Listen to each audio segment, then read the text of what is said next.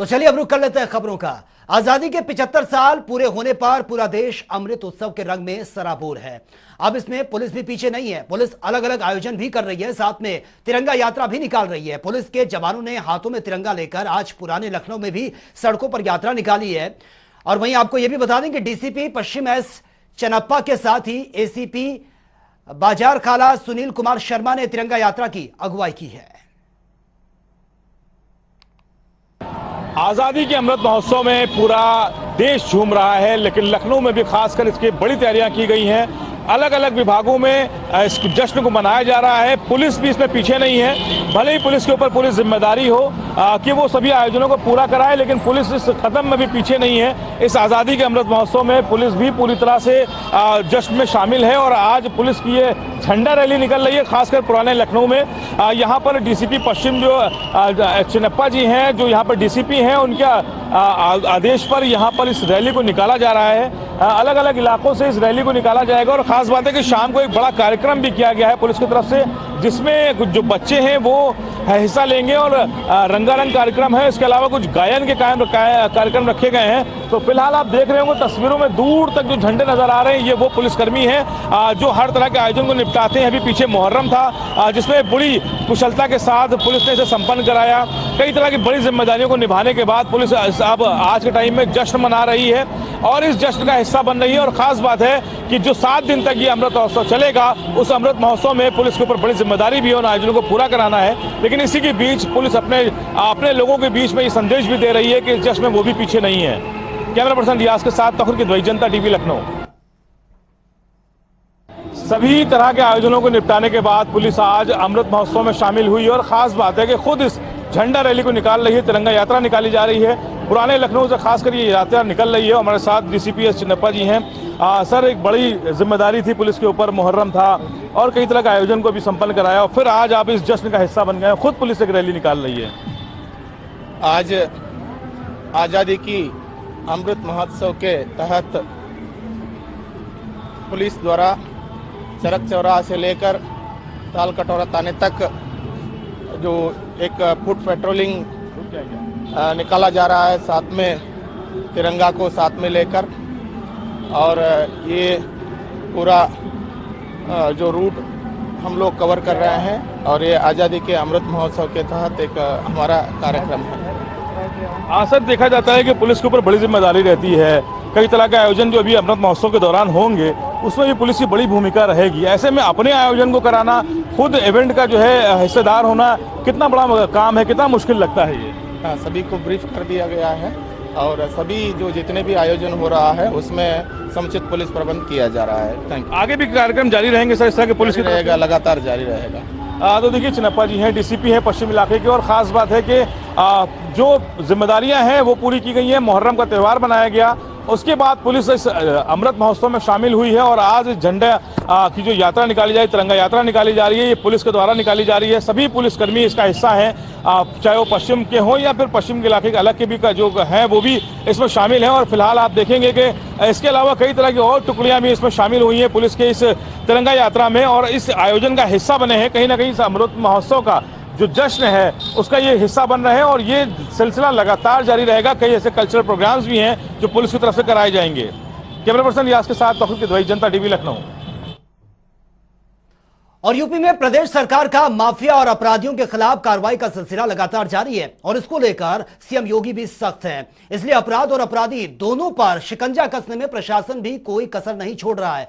ऐसे में बाहुबली अतीक अहमद की संपत्तियों पर भी प्रशासन अपनी कार्रवाई कर रहा है। और आपको यह भी बता दें कि कौशाम्बी और प्रयागराज जिले की सीमा पर मौजूद कोयला इलाके में बाहुबली अतीक अहमद की अवैध जमीन को कुर्क करने प्रशासन पहुंचा तो वहां पर हड़कंप मच गया। अवैध संपत्ति पर बोर्ड लगाकर और डुग्गी पिटवाकर अवैध जमीन को कुर्क करने का आदेश लोगों के सामने पढ़कर सुनाया गया है।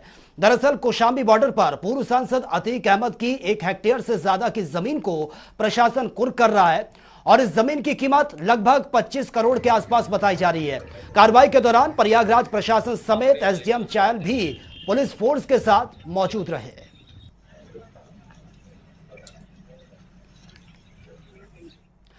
और वहीं भगतपुर थाना इलाके में खेर खाता गांव में उस समय गांव के लोगों में अफरा तफरी का माहौल बन गया जब गौ हत्या के आरोप में जेल भेजे गए आरोपियों को बेगुनाह बताते हुए गांव वासियों ने पुलिस को घेर लिया और युवकों को पुलिस से जेल से निकलवाने की मांग करने लगे। गांव वासियों का यह भी आरोप है कि बेगुनाह 4 युवकों को पुलिस ने गौ हत्या के मामले में फंसाकर 2 दिन पहले उनको जेल भेज दिया।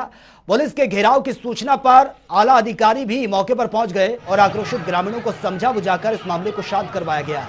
क्षेत्राधिकारी सागर जैन ने जानकारी देते हुए कहा है कि जो भी सत्य है उसकी जांच की जा रही है और जांच के बाद जो भी सामने आएगा उसी हिसाब से आगे की कार्रवाई भी की जाए।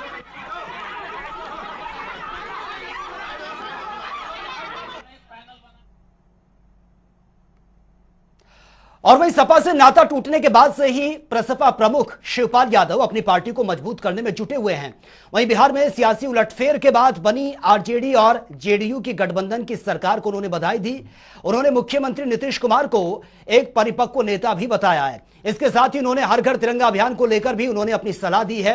उन्होंने हर घर तिरंगा अभियान के दौरान राष्ट्रीय ध्वज का सम्मान करते हुए इस्तेमाल करने की सलाह दी है। इसके बाद शिवपाल यादव ने पार्टी को मजबूत करने को लेकर कहा कि उनकी छोटी पार्टी है, इसलिए वो अपनी पार्टी के संगठन को जमीनी स्तर पर मजबूत कर रहे हैं और पार्टी में युवाओं को जोड़ने का काम भी किया जा रहा है। आपको बता दें कि शिवपाल यादव अपनी बहन से राखी बंधवाने के लिए इटावा उनके घर पहुंचे थे, जहां पर उन्होंने अपनी बहन से राखी बंधवाई और देशवासियों को रक्षाबंधन की शुभकामनाएं भी दी हैं।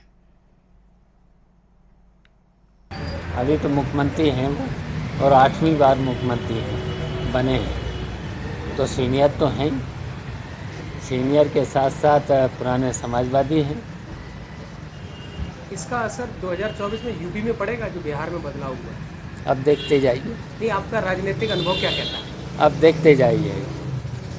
पहले तो नेताओं में परिपक्वता आनी चाहिए और जब तक परिपक्वता नहीं आएगी तब तक कुछ नहीं हो सकता है। बिहार के नेताओं ने परिपक्वता दिखाई है, इसलिए ये सब कुछ हो गया है। देखिए, अब हम लोग लगे हैं संगठन को मजबूत और ज़्यादातर युवाओं को महत्व दिया गया है। अब युवा आगे आए। अब प्रदेश कमेटी में ज़्यादातर युवा और जिला संगठन भी, जिला संगठन का भी जल्दी हो जाएगा, आजकल में डिक्लेयर हो जाना है। उसके बाद हम लोग संगठन को मजबूत करने में लगे।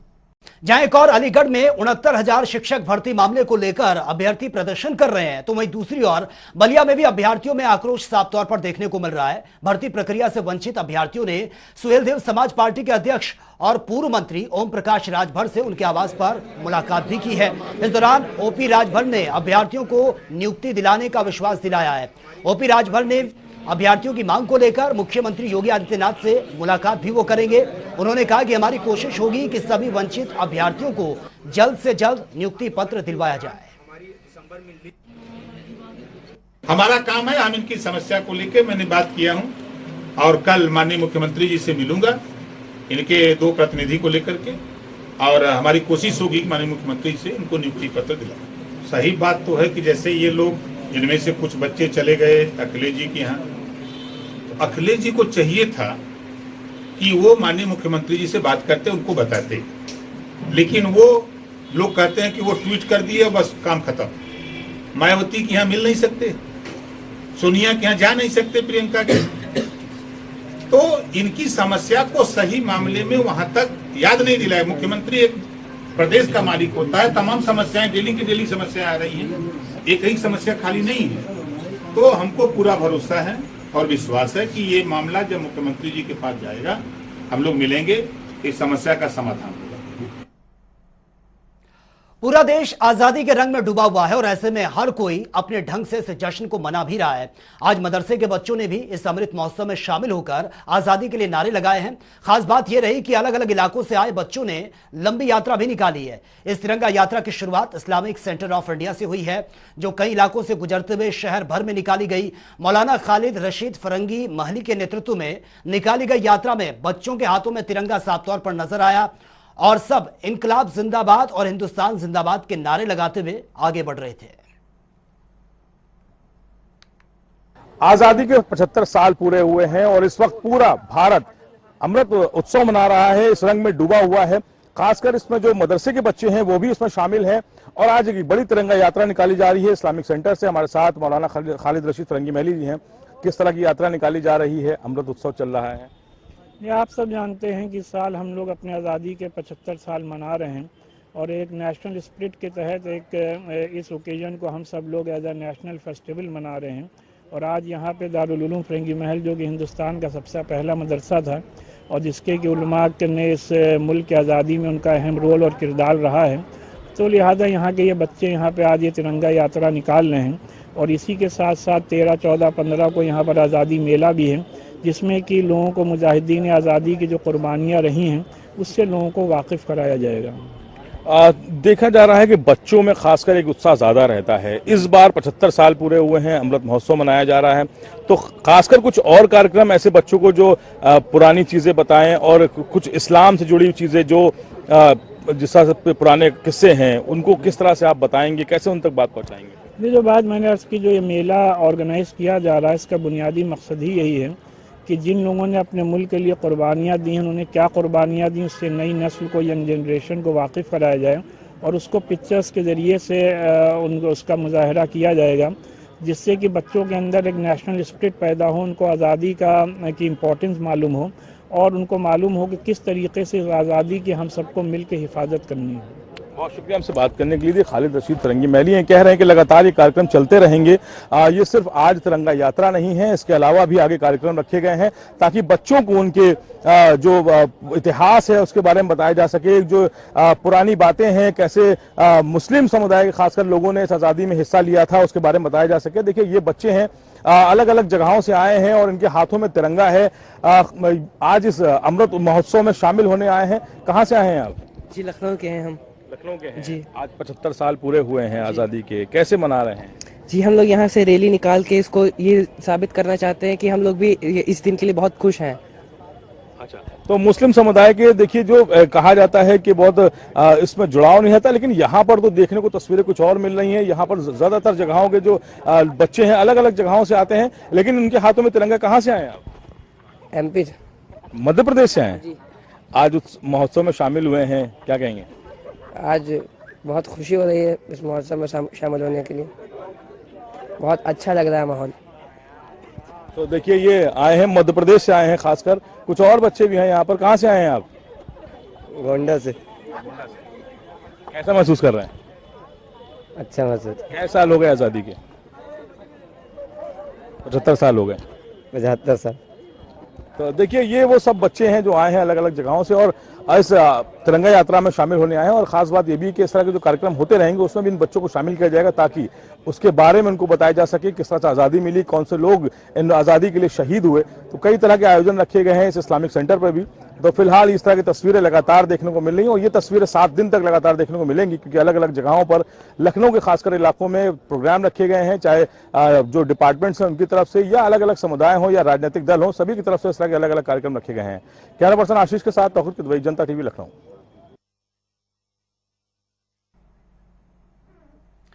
और वहीं सपा विधायक आजम खान लखनऊ के मेदांता हॉस्पिटल से आज डिस्चार्ज हो गए हैं। और आपको बता दें कि कुछ दिन पहले उन्हें सांस लेने में तकलीफ हो रही थी और निमोनिया की शिकायत के बाद उनको हॉस्पिटल में एडमिट किया गया था, लेकिन अब आजम खान की तबीयत बिल्कुल ठीक है और उन्हें मेदांता हॉस्पिटल से डिस्चार्ज कर दिया गया है। समाजवादी पार्टी के नेता आजम खान 3 अगस्त को लखनऊ के मेदांता हॉस्पिटल में उनको भर्ती किया गया था। इससे पहले मेदांता हॉस्पिटल की तरफ से जारी बयान में कहा गया कि जरूरी टेस्ट के बाद ही उनके फेफड़े में संक्रमण यह पाया गया, जिसका इलाज शुरू कर दिया गया था। उनको क्रिटिकल केयर टीम की निगरानी में रखा गया था।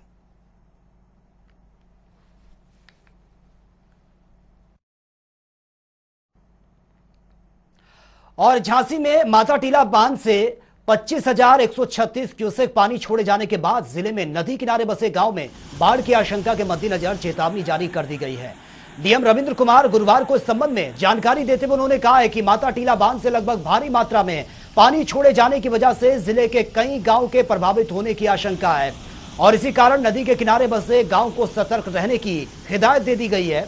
उन्होंने यह भी कहा कि ऐसे गांव जो नदी किनारे और पानी छोड़े जाने की स्थिति में प्रभावित होने वाले हैं, वहां के ग्राम प्रधान, ग्राम निगरानी समिति, लेखपाल सचिव सहित अन्य सभी को सतर्क रहने की सलाह दी गई है। सभी लोग पूरी तरह से सतर्क रहते हुए नदी के बढ़ते जलस्तर पर लगातार नजर बनाए रखें और जानकारी देते रहें।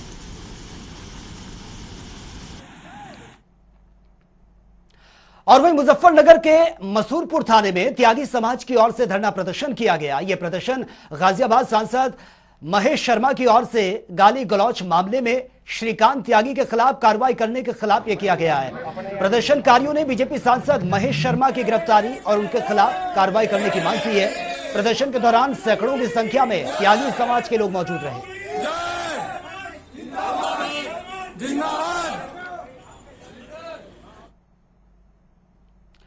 इन दिनों देश आजादी का अमृत महोत्सव मना रहा है और उसके तहत जगह जगह तिरंगा यात्रा भी निकाली जा रही है और हर घर तिरंगा अभियान को लेकर लोगों में साफ तौर पर उत्साह बना हुआ है।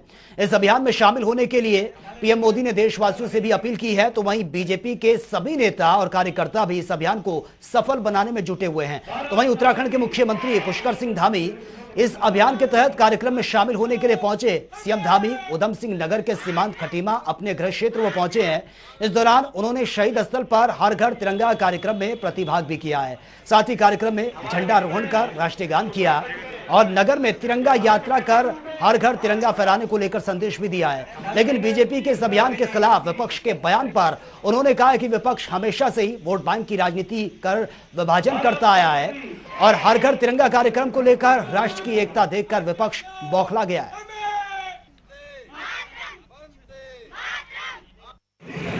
उत्तराखंड राज्य के आंदोलन में और उत्तराखंड राज्य के जन्म में खटीमा का 1 सितंबर 1994 का जो आंदोलन है, उस आंदोलन ने उत्तराखंड बनाने के लिए एक मार्ग प्रशस्त किया था। उसमें हमारे राज्य के 7 आंदोलनकारियों ने अपनी शहादत दी थी। उन सभी को हम नमन करते हैं। जहां हम आज़ादी का अमृत महोत्सव मना रहे हैं, जिन्होंने देश की आज़ादी में अपना बलिदान किया है, राज्य के आंदोलन में उत्तराखंड बनाने के लिए अपने प्राणों का बलिदान किया, अपनी आहुति दी है, देश की सीमाओं की रक्षा के लिए जिन्होंने अपना बलिदान दिया है, उन सभी को हम नमन करते हैं। जहां आज़ादी के अमृत महोत्सव में हम अपनी उपलब्धियां, हमारे द्वारा किए गए नए नए अनुसंधान, नई नई ऊंचाइयां, उन सब का स्मरण कर रहे हैं। देश के अंदर माननीय प्रधानमंत्री मोदी जी के नेतृत्व में 60,000 से भी ज़्यादा कार्यक्रम आज़ादी के अमृत महोत्सव के संपन्न हो। तो फिलहाल इस बुलेटिन में मेरे साथ इतना ही, लेकिन तमाम खबरों के लिए आप बने रहिए जनता टीवी के साथ। नमस्कार।